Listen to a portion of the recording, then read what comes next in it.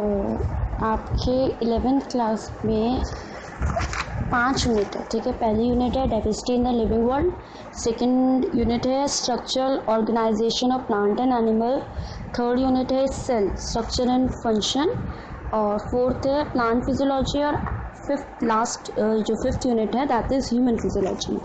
तो आपके में 5 यूनिट होंगे। अब हर यूनिट में आपके 3 या 4 चैप्टर या किसी में 5 या 6 चैप्टर्स भी हैं।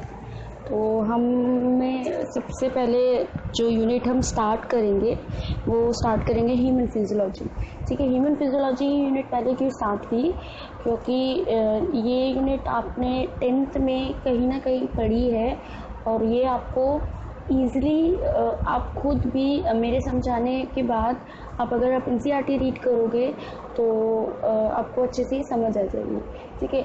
और जितना हो सके आप पहले NCERT इसकी ज़रूर रीड करना आफ्टर वीडियो, क्योंकि जितने टॉपिक्स होंगे उतनी आप NCERT रीड करोगे। और NCERT मस्ट है किसी भी एग्ज़ाम के लिए, आपके किसी भी CBSE एग्ज़ाम के लिए या फिर आपके नीट के एग्ज़ाम के लिए आपकी NCERT आपको आनी ही चाहिए बायो की, चाहे वो 11th की आपकी NCERT हो या फिर 12th की NCERT हो, तो दोनों NCERT आपकी कंपलसरी है।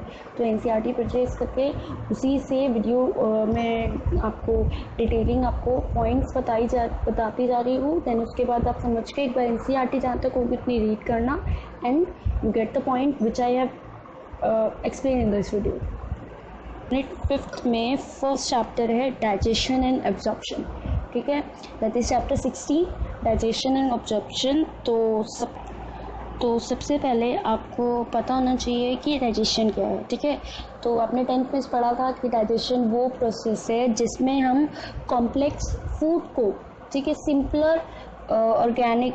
सिंपलर फूड में कन्वर्ट कर रहे हैं जिससे वो ईजिली एब्जॉर्ब हो सके आपकी बॉडी में, ठीक है। तो कॉम्प्लेक्स फूड को आप कॉम्प्लेक्स मैटर को सिंपलर वन में कन्वर्ट करके ईजिली एब्जॉर्बेबल फॉर्म में कन्वर्ट कर रहे हो, दैट इज़ योर डाइजेशन, ठीक है। फिर डाइजेशन आपके डिफरेंट मैथड से कैरिड आउट होता है। Different method mean different process. जैसे आपका मैकेनिकल मैथड यूज़ हो रहा है कि वो जो पासेज हो रही है वो आपका मैकेनिकल मैथड हो गया, चर्निंग होगी वो आपका मैकेनिकल मैथड हो गया। दूसरा आपका बायोकेमिकल मैथड में आप बात करोगे एंजाइम्स की, कि एंजाइम उस पर एक्ट कर रहे हैं, देन उसे डिग्रेड कर रहे हैं, तो वो आपका बायोकेमिकल मैथड हो गया। देन आपके डाइजेस्टिव सिस्टम का आपको मैंने समझाया था कि आपके डाइजेस्टिव सिस्टम को 2 पार्ट में डिवाइड कर देते हैं। एक आपका होता है एलिमेंट्री कैनाल, दूसरा होता है डाइजेस्टिव प्लान, ठीक है। ये भी मैंने आपको 10th में बताया था कि एलिमेंट्री कैनाल में क्या होते हैं, आपके जो भी कैनाल का पार्ट, एक ट्यूब है जिससे फूड पास हो रहा है, तो कैनाल वही सेम चीज़ कि एक ट्यूब टाइप स्ट्रक्चर है जिससे आपका फूड पासेज होगा, ठीक है, वहाँ से फूड पासेज होगा। और दूसरा आपका डाइजेस्टिव प्लांट की बात करूँ तो वो एंजाइम्स रिलीज करेगा for the digestion of food, ठीक है। तो आपका जो भी एलिमेंट्री कैनाल में कौन कौन सा आता है, सबसे पहले आपका माउथ के बाद आपका आता है ईसोफेगस, ठीक है।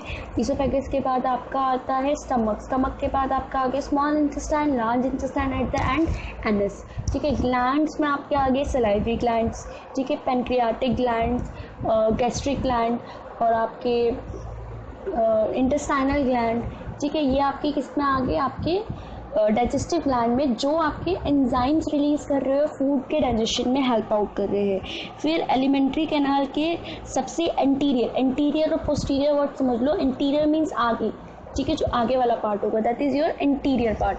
पोस्टीरियर मीन जो पीछे वाला पार्ट होगा that is your posterior part. तो जो एंटीरियर पार्ट होता है वहाँ पे माउथ होता है, और पोस्टीरियर पार्ट में दैट इज़ योर एनस होता है। सबसे पहले अब एलिमेंट्री कैनाल के बारे में पढ़ते हैं। तो सबसे पहले आपके माउथ को हम ओरल कैविटी या फिर बकल कैविटी भी कहते हैं, ठीक है। इसमें क्या क्या होता है, आपके टीथ और आपके क्या होता है टंग, ठीक है। टीथ आपके जो बोन मतलब जो जबड़ा जिसे हम हिंदी में कहते हैं उनमें उन सॉकेट्स में अटैच होते हैं उन टीथ्स को, और ऐसे टीथ को हम बोलते हैं थीकोडॉन, मतलब जहाँ पर टीथ आपके जो सॉकेट से अटैच होंगे, दैट इज़ कॉल्ड टीकोडॉन्ट। और वो आपको ये भी पता होगा कि मिल्क टीथ आपके 4 to 5 ईयर्स के बाद चेंज होने स्टार्ट हो जाते हैं। तो मिल्क टीथ जब परमानेंट टीथ के साथ रिप्लेस्ड होता है, और इस टाइप की जो dentition means teeth, dentition word याद रखना, ठीक है, that is link to teeth, ठीक है। तो इस टाइप के टीथ को हम क्या बोलते हैं, डाइफाइडोंट, ठीक है। डाइफाइडोंट, डाई मीन्स दो, ठीक है। तो दो टाइप की टीथ हो गए, एक मिल्क टीथ, एक हो गया परमानेंट टीथ, तो इसको हम बोलते हैं डाइफोडोंट। फिर आपके 4 टाइप के टीथ होते हैं आपके माउथ में, सबसे पहले इंसाइजर, फिर कैनाइन्स, फिर आपका प्रीमोलर्स, फिर आपके मोलर्स, ठीक है। तो ये 4 टाइप के टीथ हो गए। अब इनके नंबर्स होते हैं आपके फिक्स, एक डेंटल फॉर्मूला बनाया गया है उसके बेसिस पे, दैट इज 2123 अपॉन में 2123, ठीक है। 2 आपका स्टैंड करता है for incisor, 1 stand for your canines, 2 stand for your premolars and that is 3 stand for molar, ठीक है। सेम नीचे वही आपका बेस चलेगा, अरेंजमेंट जो है वो भी सेम चलेगा। फिर आपके जो टीथ का, उसके बाद आपके माउथ के बाद आपकी जो टीथ है उसको वो काम क्या करते हैं आपके मेस्टिकेशन ऑफ फूड में। उसके बाद आपका टंग है, ठीक है। टंग आपका मस्कुलर ऑर्गन है जो आपके ओरल कैविटी से अटैच है बाय द फ्रेनम, ठीक है। और अपर सरफेस पे अगर आप कभी टंग को टच करोगे तो आपको कुछ छोटे छोटे बीट्स लाइक दिखेंगे, फील होंगे, दैट इज योर पैपिले। और इन पैपिले में आपके क्या होते हैं, टेस्ट बर्ड, जो आपके फूड को टेस्ट करने का काम करते हैं, ठीक है। याद होगा तो टेस्ट बर्ड चार टेस्ट को करेंगे, सोर, सॉल्ट, बिटर। तो वो काम आपके कहाँ पे है, टेस्ट बर्ड कर रहे हैं। और वो टंग के ऊपर जो स्मॉल प्रोजेक्शन है विच इज़ कॉल्ड पैपिले, उसके अंदर है। आगे आपका आ गया फेरिंग्स, ठीक है। फेरिंग्स आपके ओरल कैविटी जो थी दैट इज बकल कैविटी, वो लीड करेगी फेरिंग, जो कॉमन पैसेज है फूड के लिए भी और एयर के लिए भी, ठीक है। और उसी के पास आपका क्या होता है, एपिग्लोटिस, ठीक है। और जो प्रिवेंट करता है फूड को विंड पाइप में जाने से ड्यूरिंग स्वेलिंग, मतलब जब आप खाना चबाते हो उसके बाद जब उसे पास करते हो स्टमक में, तो वहाँ पे फूड ना जाए, मतलब एयर पाइप में, उसे प्रिवेंट करने के लिए वहाँ पर क्या है, एपिग्लोटिस। नेक्स्ट आप क्या आ गया, ईसोफेगस। ईसोफेगस आपकी क्या है, एक लॉन्ग ट्यूब है, ठीक है। और नेक्स्ट से थोरैक्स, डायफ्राम से लीड होते हुए आपके स्टमक में जाती है और आपके स्टमक और माउथ को कनेक्ट करने का काम भी कर रही है। नेक्स्ट आपका आ गया स्टमक। स्टमक आपका स्टमक में आपके 3 पार्ट में स्टमक को डिवाइड कर दिया गया है। सबसे पहला कार्डियक, दूसरा फंडिक, तीसरा पाइलोरिक, ठीक है। जो ओपनिंग होती है स्टमक की, ठीक है, जहाँ से ईसोफेगस अटैच है, वहाँ पर एक स्पिंक्चर है। स्पिंक्चर मीन्स एक दरवाज़ा टाइप है जो फूड को अंदर आने और से फूड के आने वाले रास्ते को रेगुलेट कर रहा है। उस पिक्चर को हम बोलते हैं गैस्ट्रो ईसोफेगल स्पिंक्चर, ठीक है। और आपके स्टमक के 3 पार्ट हो गए, कार्डियक आपका कार्डियक, ठीक है। कार्डियक के बाद आपका फंडिक, देन आपका पाइलोरिक, ठीक है। ये 3 पार्ट हो गए। जो ईसोफेगस से डायरेक्ट कांटेक्ट में आता है वो आपका कार्डियक, उसके ऊपर आपका देखो फंडस रीजन है और नीचे आपका पाइलोरिक रीजन है।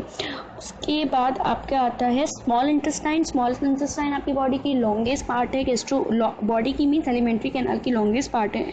3 पार्ट में डिवाइड कर दिया गया, इसे भी ड्योडेनम, जेजुनम और इलियम, ठीक है। और इसके पास भी स्पिंक्चर होता है। स्पिंक्चर कहाँ पे होगा, ये स्टमक और ड्योडेनम में। स्टमक ड्योडेनम आपका फर्स्ट पार्ट हो गया स्मॉल इंटेस्टाइन का, और स्टमक जहाँ पे खत्म होता है वहाँ पे एक स्पिंक्चर आ गया, दैट इज पाइलोरिक स्पिंक्चर। जो ऊपर था वो स्टमक गैस्ट्रो ईसोफेगल स्पिंक्चर था, ठीक है। और नीचे जो है वो पाइलोरिक स्पिंक्चर है।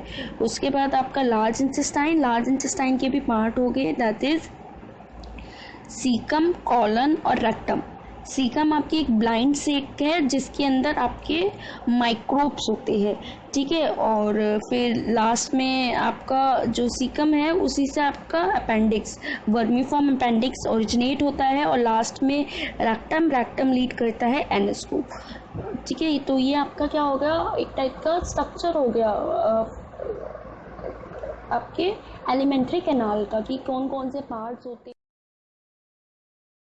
अभी क्लास में और भी टॉपिक हो गए थे, जैसे आपका वॉल ऑफ एलिमेंट्री कैनाल और विलाई का स्ट्रक्चर हो गया था और डाइजेस्टिव ग्लैंड के स्ट्रक्चर हो गए थे।